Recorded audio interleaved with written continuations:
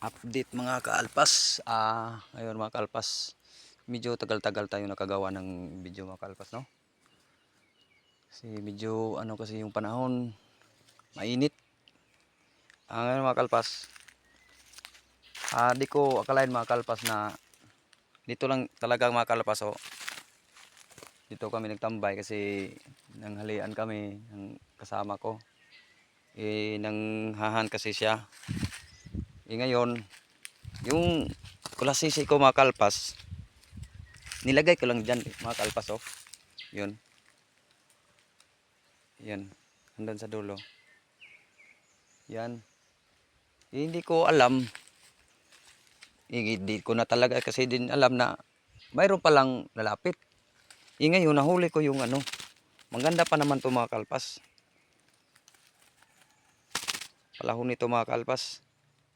Ito kulasisi. Pagtingin ko naman dun sa kabila mga kalpas, andun yung puno na yan, may humuhuni na yung inakay na limukon. Di pinuntahan ko doon. Ngayon nakita ko dalawa.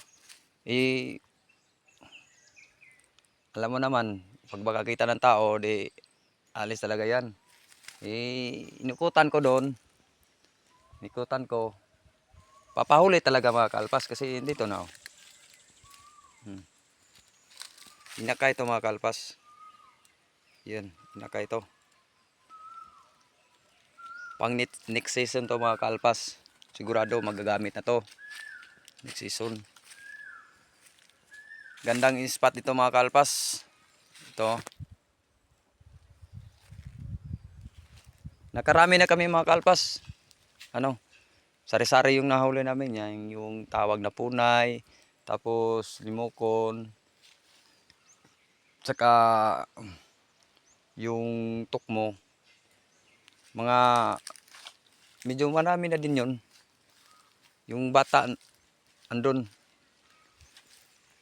Siya yung muna nang hahunt kasi parang ang init talaga, di kaya.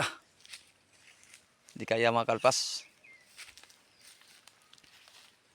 Gandang spot ito mga kalpas. Oh. Dito lang ito mga kalpas. Sa Southern Leyte. Ito. Daming alimukon nito mga kalpas. Dami talaga. Kaso lang hindi ako nagdala ng pangati ko kasi yung pakay ko talaga mga kalpas, kulasisi talaga. Diyan ko nilagay yung kulasisi, yung puno na yan. Tapos nakarating kami dito mga 9 na. Ang init. Isang oras ko na inano doon. Nilagay di kaya. Parang bihira lang humuhuni. Yung ko.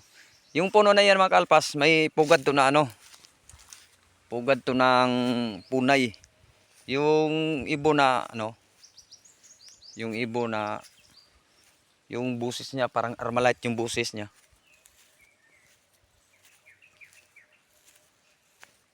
Hindi ko na lang kinuha. Kasi sayang.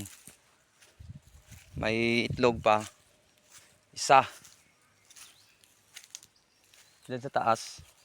Ayun, kitang-kita nga yung itlog eh. Kita yung itlog niya. Pansin ko yan kanina kasi palaging dumadaan. Dumapo. Pag tingin ko may may pugad pala diyan sa yung taas na yan. Yan. Pugad dyan. Tapos yung inakay makalpas, magkatabi lang sila mga kalpas. Yung inakay dyan ko din nahuli. Yung parang masukal na yan, dyan ko nahuli. Timing talaga mga kalpas. Parang surety talaga ngayong araw na to pagpunta ko dito kasi nakahuli ako ng inakay. Tapos yung kulasisi naman, andyan lang kami ng tanghalian lang. Di talaga namin alam na lumapit kasi padaan-daan lang yun eh. Ito mga kalpas, oh, ang gaganda ng bundok mga kalpas. Dinig na dinig yung mga boses ng mga limoko nito mga kalpas. Tsaka yung punay. Yung bundok na yan mga kalpas, dalawang beses ko na yan naakyat. Diyan sa taas. Yun. Tapos yan, papuntang ano na yan, St. Bernard. Yun yan, yung dinig yung ano, sasakyan. Paakyat ng ano, paahon ng papuntang St. Bernard to Kabalian. Nga mga kalpas, dito na ako sa puno na to. Kasi malamig, mahangin. Antay-antay. Kailan babalik yung kasama ko. Tapos mga alas 3. Sit up ko na tong ano, kulasisi ko. Hindi na masiro. Mayroon na isa. Oh. Kalpas. May isa na. Tapos inakay. Nalimo ko na inakay. Inakay to mga kalpas, oh. Inakay to. Sige mga kalpas. Thank you mga kalpas.